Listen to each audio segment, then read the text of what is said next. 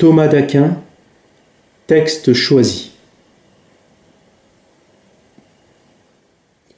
Tout obéit à l'argent, nous dit Thomas d'Aquin, en faisant référence aux saintes écritures.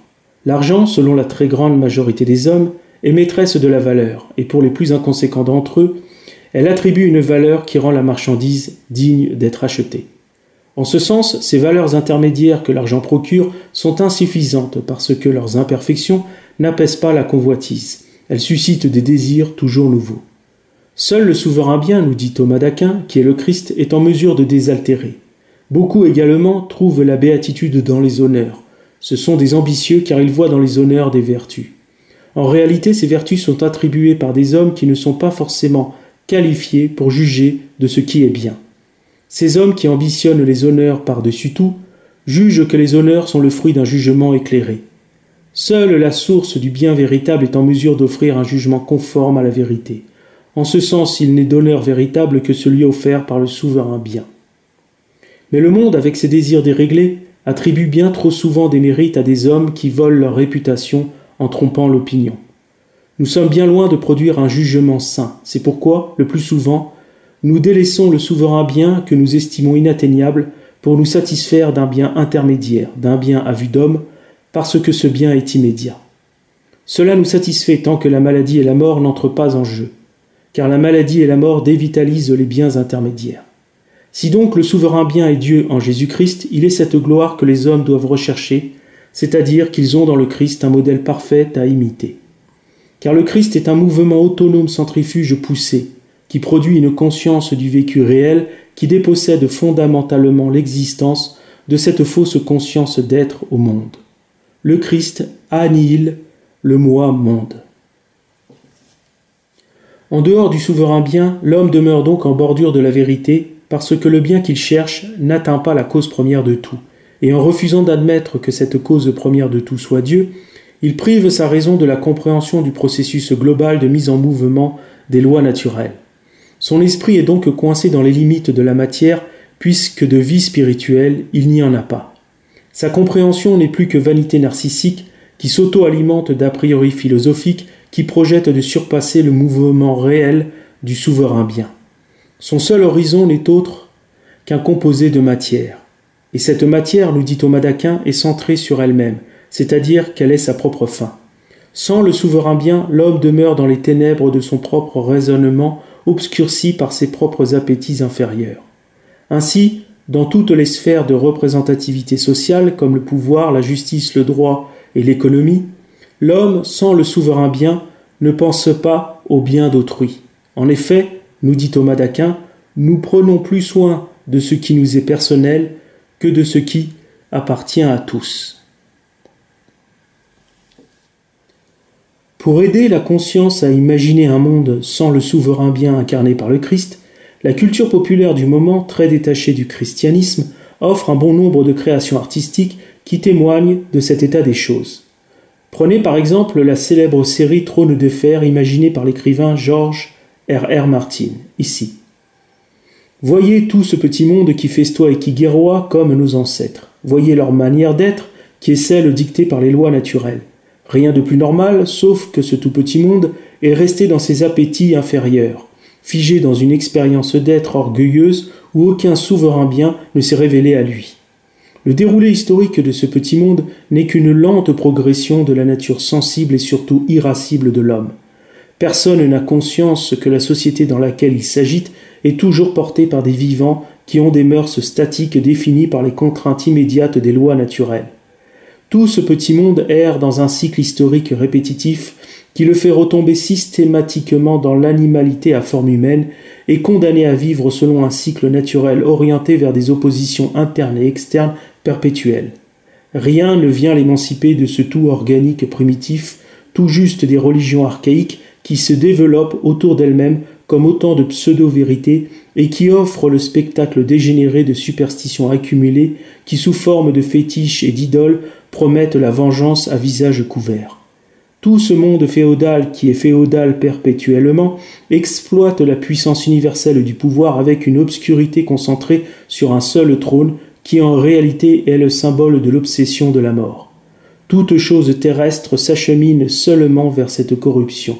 C'est un mouvement historique figé dans l'état de domination absolue et qui demeure une préhistoire à visage féodal, coincée dans une réalité sans transcendance aucune, qui ressemble fortement à cette époque antédiluvienne. Ainsi, ces peuples qui n'ont pas de Christ, ni de métaphore du Christ, sont donc condamnés à se comporter comme la nature le leur commande. Ils se dirigent aveuglément vers des fins qui leur sont propres. Dans ce monde parallèle, l'auteur, George R.R. Martin, a exclu le principe de salut universel qui doit affranchir l'humanité de ses vieilles programmations animales. C'est le spectacle du temps chosifié qui ancre le sort de cette humanité dans une immobilité historique qui affirme le monde comme étendu de la vérité. C'est le temps spectaculaire du mythe où l'homme se développe comme un complément consommable de l'histoire pratique et stérile. Ce qui a été représenté comme une vie réelle se révèle simplement comme le déploiement du vivant mort, c'est-à-dire comme le vécu dramatique sans principe téléologique. Les pseudo-événements relatés par l'auteur s'additionnent dans la fausse mémoire du spectaculaire pour développer une fausse conscience de l'histoire. La part irréductiblement biologique domine outrageusement pour proclamer la victoire du nihilisme historique. Cette rencontre de l'histoire sans âme avec l'histoire réelle certifie l'athéisme comme mutation obligée. Cette part falsifiée du monde dérobe au temps historique purement humain l'intemporalité divine qui a surgi matériellement il y a environ 2000 ans. George R.R. Martin, en n'ayant pas offert à son humanité un principe absolument parfait, un principe d'amour inconditionnel et sacré, bâti sur le modèle christique, la condamne à errer dans l'obscurité de son intelligence primitive. C'est le scénario d'une programmation nihiliste qui a condamné tout un petit monde à devenir le spectacle désenchanté de l'intérieur d'Homo sapiens sapiens mal dégrossi, et où les jeux de pouvoir les plus savants sont aussi les plus abjects. Pour résumer, si notre monde n'avait pas connu le Christ, il serait à l'image de celui de George R.R. Martin. En effet, sans le Christ, notre monde serait plus identique à lui-même, où les forces techniques de l'économie capitaliste contiendraient le seul principe de réalisation individuelle et collectif, et où la force dépasserait partout le droit, parce que l'instinct mauvais chez l'homme, qui est plus puissant que le bon, n'aurait pas été sanctionné par le jugement du ciel. Le Christ est ce frein à la force brutale, parce qu'il est l'expérience concrète de l'annihilation de la force par l'amour. Il est l'accomplissement du souverain bien et le chef-d'œuvre de la toute-puissance divine qui affirme l'amour comme principe téléologique, c'est-à-dire comme finalité objective et inconditionnelle. Le surgissement du Christ dans l'histoire de l'humanité a donc fait sortir l'homme de l'inertie de la mécanique des lois naturelles.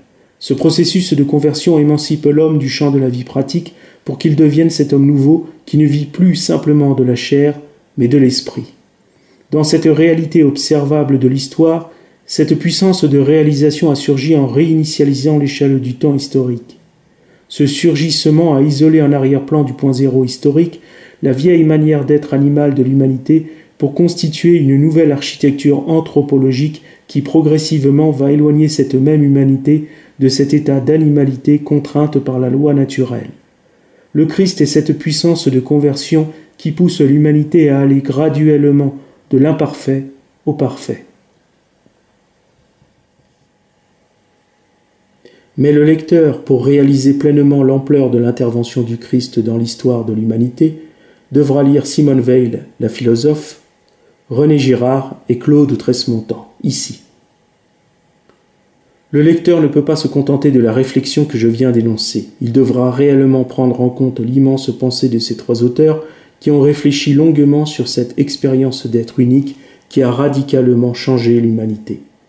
Par opposition, cette digression portée sur l'œuvre de George R.R. Martin révèle tout l'imaginaire de l'esprit athée qui aboutit forcément au déploiement incessant de la lutte immédiate pour la survie.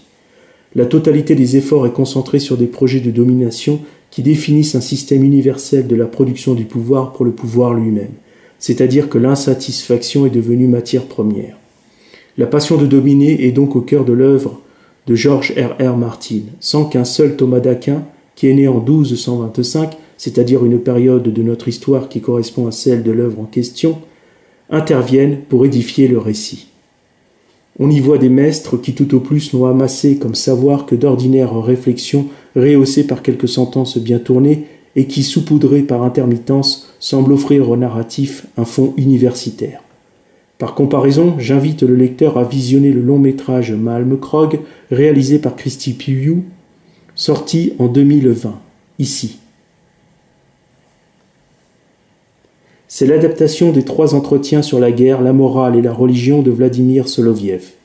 Cette œuvre est nourrie d'une immense qualité de dialogue qui donne une idée de l'ampleur de la théologie chrétienne qui, quand elle s'inscrit de manière assumée, dans un narratif comme les frères Karamazov de Fyodor Dostoïevski, pour donner un second exemple, consume l'ensemble des prestations nihilistes de la culture moderne.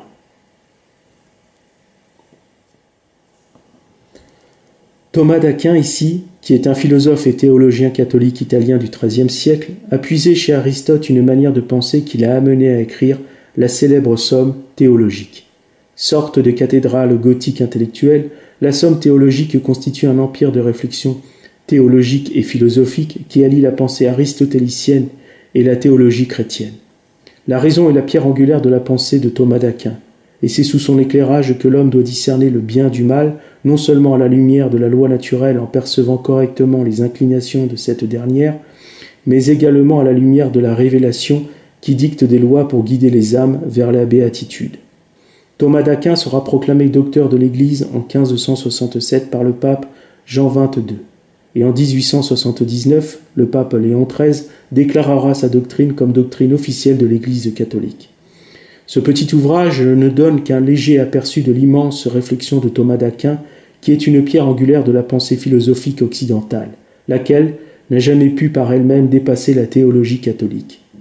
C'est pourquoi l'acceptation béate d'une culture déchristianisée, aussi spectaculaire soit-elle, ne raffine rien d'autre que la matière recyclée destinée à la perception jouissance que plébiscite la vie loisir. Il est entendu que cette culture règne parce qu'elle est jeune, et en permanence, elle se chasse elle-même pour se remplacer aussitôt.